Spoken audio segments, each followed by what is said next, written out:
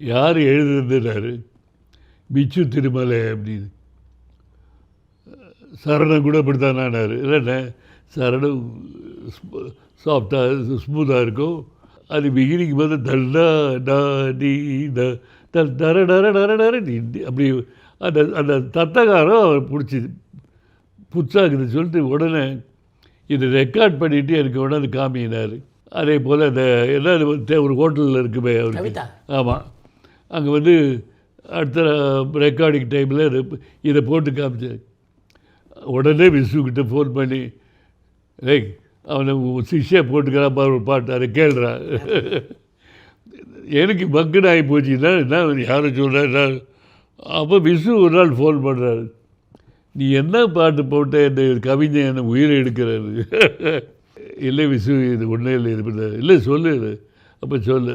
ஓஹோ அப்படியா. அது ஒரு பெங்காலி ஃபோக் மாதிரி இருக்கும்.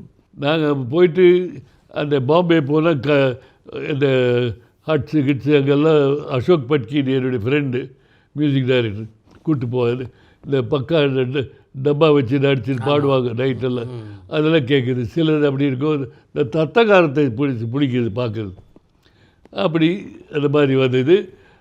அது கவிஞர் கூட இருந்த ஒரு அவருக்கு இருந்த இது ரொம்ப க்ளோஸ்னால் அது மாதிரி அவருக்கு இவர் கேட்குறது. டேய் உனக்கு மூளை தலையில் ஏன்னா அது ஏன் அந்த ப்ரொப்பல்லர் சுற்றுது நல்ல